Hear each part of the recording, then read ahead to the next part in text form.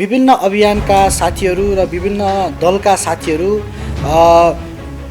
पटक पटक पक्राउ भए तापनि जसरी एउटा राष्ट्र राष्ट्रियताको पक्षमा भनेर कलाविहीन नाटक देखाउनु भएको छ त्यो नाटक गलत छ र अहिले हामीले आन्दोलनलाई चाहिँ अब आन्दोलनका स्वरूप फेर्नुपर्ने आवश्यकता देखिएको छ र अहिले हामीले आन्दोलनलाई चाहिँ अब आन्दोलनका स्वरूप फेर्नुपर्ने आवश्यकता देखिएको छ। पनि यसरी अहिले गरेका अभियान र विभिन्न दलहरूले गरेका आन्दोलनले कुनै पनि सार्थकता पाउने छैन र यो आन्दोलनको आवाज र नेपाली जनताको यो आवाजले सरकारले सुन्नेवाला पनि छैन। यहाँ केही यस्ता पात्रहरू छन् जसले आफ्नो भोको पेट पाल्नका लागि विभिन्न दल र अभियानमा जोडिएका व्यक्तिहरू छन्। एक सचेत नेपाली नागरिकको परिचय यो राष्ट्र राष्ट्रियता जोगाउने यो महाअभियानमा सामेल हुनको निमित्त म हार्दिक अनुरोध गर्न पनि चाहन्छु।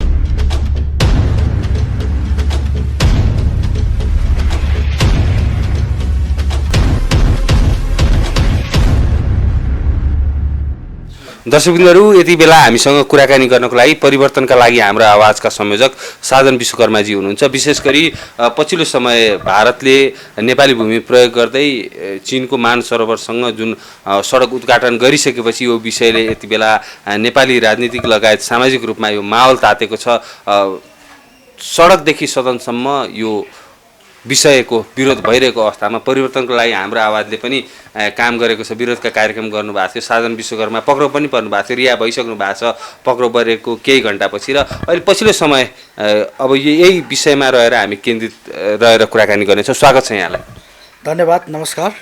पक्राउ पर्नुभयो, तपाईँ माइती घरमा विरोध प्रदर्शनमा उत्रिनु भएको थियो। भारतीय ज्यादतीको विरुद्धमा चाहिँ रिहा पनि हुनुभयो। त्यसपछि पनि धेरै अभियन्ताहरू रिहाई भइसकेपछि फेरि पनि त्यहाँ विरोध गर्न जानुभयो, अनि फेरि पक्राउ पर्नुभयो, फेरि छुट्नुहुन्छ, अनि फेरि विरोध गर्न जानुहुन्छ, फेरि पक्राउ पर्नुहुन्छ। तर तपाईँ चाहिँ एकपटक पक्राउ परिसकेपछि चाहिँ विरोधका कार्यक्रम शैली परिवर्तन गर्नुभयो कि अब चाहिँ यो विरोध गरेर काम छैन भनेर चुप लाएर बस्नुभयो? सर्वप्रथम त हामी यो राष्ट्र राष्ट्रियताको आन्दोलनमा र भारतीय विस्तारवादका विरुद्धमा हाम्रो आन्दोलन जारी छ भन्ने कुरा म जानकारी गराउन चाहन्छु।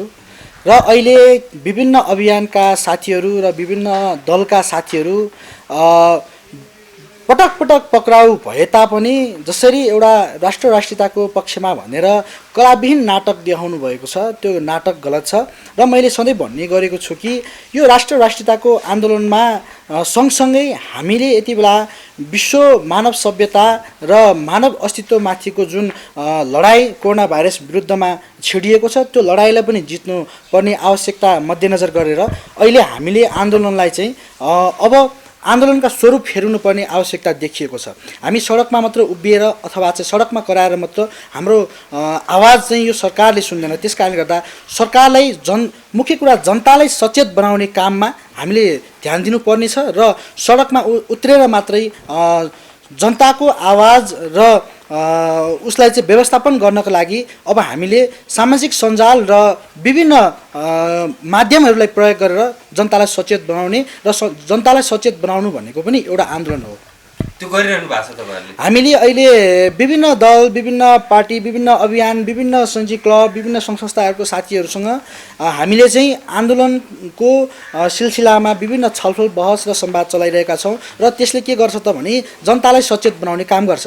जनतालाई सचेत गराइसकेपछि अब यो कोरोना चाहिँ रोगको रोकथाम हुने बित्तिकै यसलाई नियन्त्रणमा आउने बित्तिकै एउटा खालको राष्ट्रिय स्वतन्त्र चाहिँ देश र जनता र राष्ट्र राष्ट्रियताको रक्षार्थ एउटा नागरिक ठुलो चाहिँ साँच्चीकै एउटा नेपाली नागरिक भएर चाहिँ एउटा ठुलो आन्दोलन सिर्जना गर्नुपर्नेछ र त्यो आन्दोलन नै सबै कुराको निर्धारण गर्दछ। जनआन्दोलन पनि देख्नुभयो ६२-६३ को, त्योभन्दा अब ठुलो आन्दोलन हुँदैछ नेपालमा? डेफिनेटली फेरि पनि यो आवश्यकता हो, किनभने सरकारले नेपालको राष्ट्र राष्ट्रियता र जनता र भौगोलिक अखण्डतालाई र जनताको सार्वभौमसत्तालाई रक्षा गर्न सक्दैन भने यसको विरुद्धमा अथवा चाहिँ भारतीय विस्तारवादका विरुद्धमा अब नेपाली जनता एकजुट भएर फेरि पनि ६२-६३ को जनआन्दोलन मात्र नभइकन त्योभन्दा ठुलो अझ सशक्त र क्रान्तिकारी आन्दोलनको आवश्यकता छ। त्यसको लागि हामी जनतालाई सचेत बनाउने क्रममा छौँ अहिले। अब सरकारले नोट पठायो भारतलाई यो विवादको विषयमा, अनि भारतले अब कोरोनाको समयसम्म पर्ख्यौँ अनि वार्ता गर्ने भनेर भनिरहँदा फेरि नेपाल सरकारले हामी कोरोनासम्म कुर्न सक्दैनौँ भन्ने जुन यो भइरहेको छ नि परराष्ट्र मन्त्रालयबाट सरकारले जुन काम गरिरहेको छ कसरी हेर्न सकिन्छ? सरकारले अहिले एउटा चाहिँ नेपाली जनताको आक्रोश र आवेगलाई व्यवस्थापन गर्नको लागि कलाबिन नाटक गरेको छ र सरकारले हिजो भर्खरै सशस्त्र सेना सशस्त्र प्रहरी लगायतका प्रहरी बलहरूलाई चाहिँ जसरी तपाईँको चाहिँ त्यहाँ सीमा नाकामा पठाइएको सुरक्षाको लागि कालापानीमा पठाइएको भनिएको छ त्यो एकदमै चाहिँ घोर भर्सना गर्न चाहन्छु। सरकारको त्यो ऐतिहासिक कदमको विरुद्धमा मेरो चाहिँ विरोध छ र किन भन्दाखेरि सरकारले त्यो ऐतिहासिक चाहिँ कदमको के भन्छ एउटा ठुलो खालको चाहिँ देश र जनताप्रति चाहिँ एउटा घात गरेको छ। किन भन्दाखेरि जुन सम्बन्धित ठाउँमा जुन खालको ठाउँमा चाहिँ विवाद आएको छ, जुन भूमिमाथि चाहिँ विवादहरू चाहिँ उत्पन्न भएको छ, त्यो भूमिभन्दा धेरै नेपालकै भूमिमाथि चाहिँ गएर क्याम्प खडा गर्नु भनेको नेपालको राष्ट्रियता र सार्वभौमिकता र भौगोलिक अखण्डता माथिको प्रहार हो र सरकारले यो गरेको जुन खालको कदम छ यसको चाहिँ हामी सबैले घोर भर्सना गर्नुपर्छ। यो ऐतिहासिक चाहिँ कदम होइन कि यो चाहिँ ऐतिहासिक रूपमा चाहिँ राष्ट्रघात हो भन्ने मैले बुझेको छु। अब जसरी लिपुलेकसम्म झन्डा गाड्न जाने भन्छन् कोही, लिपुलेकमा गएर त्यहाँ काँडे तार लगाउने, सीमामा काँडे तार लगाउने अभियान पनि बेला बखतमा चलिरहन्छन्। ठ्याक्कै यो चाहिँ ठ्याक्कै अब जस्तो अहिले तपाईँले पनि विरोध प्रदर्शन गर्नुभयो, आन्दोलनमा उत्रिनुभयो, पक्राउ पनि पर्नुभयो। धेरै अभियन्ताहरूले विरोध गरिरहेका छन्, पक्राउ परिरहेका छन्।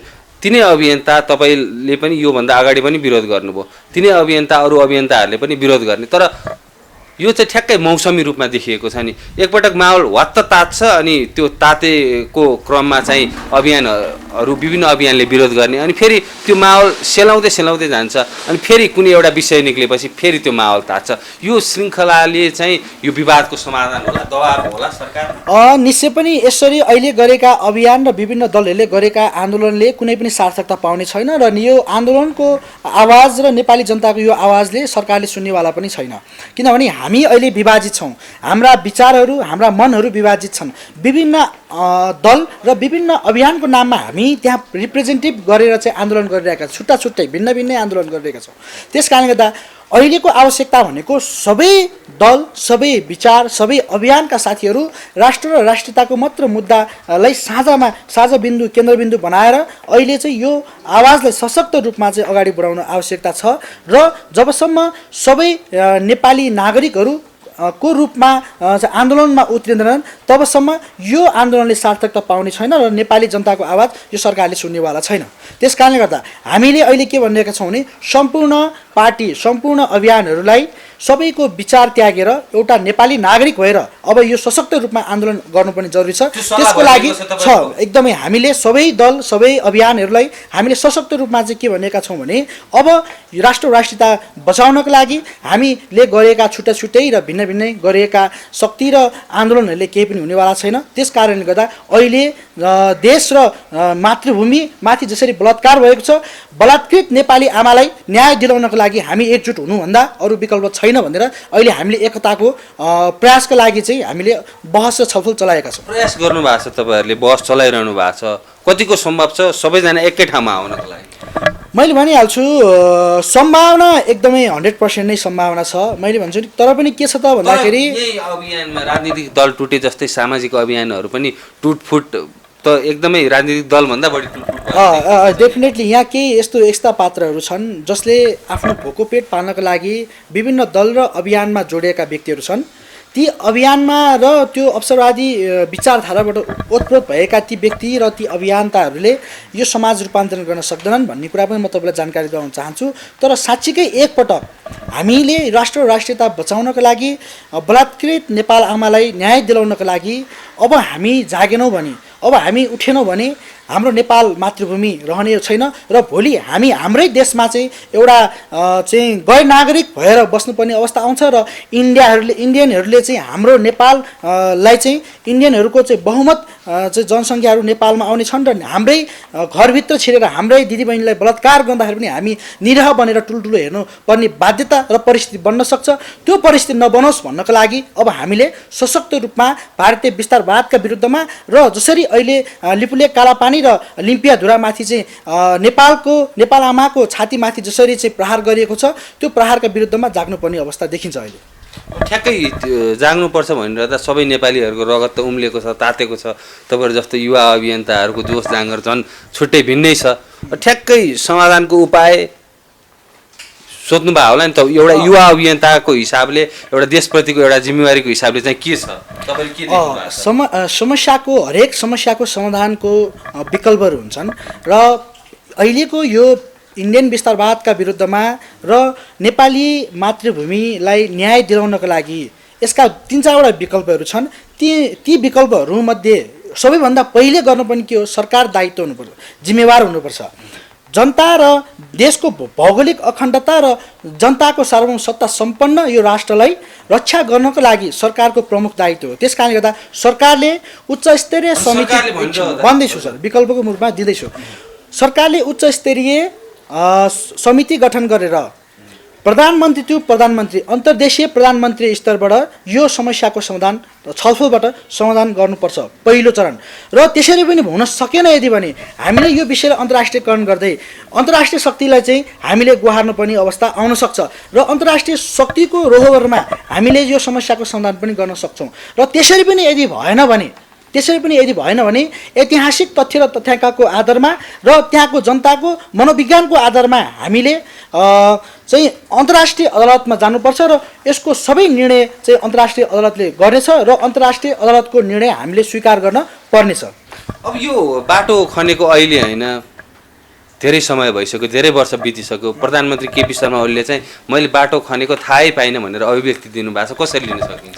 यो एउटा देशको चाहिँ अभिभावक र देशको जिम्मेवार प्रधानमन्त्री भइसकेपछि यसरी जुन जवाफ उहाँले दिनुभएको छ त्यो एकदमै गैर जिम्मेवारीपन छ र उहाँले जसरी जनताप्रति एउटा जिम्मेवार भएर जवाफदेही हुनुपर्ने त्यो हुन सकेको देखिएको छैन। त्यस कारणले गर्दा म के भन्न चाहन्छु भने प्रधानमन्त्रीको उक्त अभिव्यक्ति मेरो घोर भर्सना छ र मेरो घोर आपत्ति पनि छ। र प्रधानमन्त्रीलाई म के भन्न चाहन्छु भने तपाईँ जसरी तत्कालीन समयमा जसरी भूकम्प गइसके पश्चात नेपालमा भारतले जसरी के भन्छ नाकाबन्दी गर्यो, नाकाबन्दीको समयमा जसरी एउटा राष्ट्रवादी कहलिनु भएको थियो, त्यसै गरी अब पनि तपाईँलाई एउटा ठुलो अवसर आएको छ। तपाईँ साँच्चीकै राष्ट्रवादी हो कि होइन भन्ने जुन खालको परीक्षाको घडीमा हुनुहुन्छ। तपाईँले यति बेलामा अन्तर्देशीय प्रधानमन्त्री स्तरीय एउटा चाहिँ उच्च स्तरीय कुटनीतिक पहल गरेर यो समस्याको समाधान गर्नुभयो भने तपाईँ साँच्चीकै राष्ट्रवादी कहलिनु हुनुहुन्छ। त्यस कारणले गर्दा त्यो अवसर तपाईँले कहिले पनि नचुकाउनु होला र नेपालको मातृभूमिलाई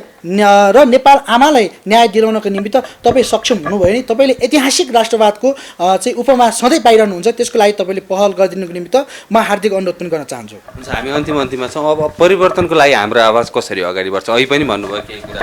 अहिले हामी अब नेपाली जनताको आगन्न मजेरीमा जाने कुराहरू त कतिपय असम्भव नै छ, किनभने यो कोरोनाको जुन खालको लडाइँ छ यो लडाइँलाई पनि हामीले जित्नुपर्ने छ, कोरोनाको कहरबाट पनि बच्नुपर्ने छ र नेपालको राष्ट्रियतालाई पनि बचाउनु पर्ने छ। त्यस कारणले गर्दा यो दुईटै कुरालाई चाहिँ हामीले मध्यनजर गर्दै अब हाम्रो आन्दोलनका स्वरूपहरू फेर्दै सम्पूर्ण अभियान सम्पूर्ण पार्टीका व्यक्तिहरूलाई म के अनुरोध गर्न चाहन्छु भने पार्टी र पार्टीको दासत्व मनोविज्ञानबाट माथि उठेर एकपटक यो राष्ट्रियता बचाउनको लागि एउटा नागरिक भएर नेपाल नागरिक भएर नेपालको एउटा जिम्मेवार व्यक्ति भएर हामीले एकता सहितको एउटा सशक्त रूपमा एउटा आन्दोलन गर्न जरुरी छ।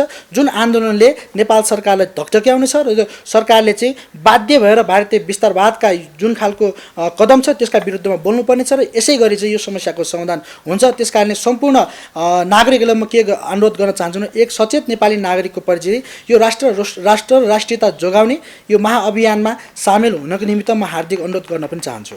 यहाँलाई यो समय र यो संवादको लागि धेरै धेरै धन्यवाद। तपाईँहरूलाई पनि मेरो विचारहरू राख्न दिनुभएकोमा।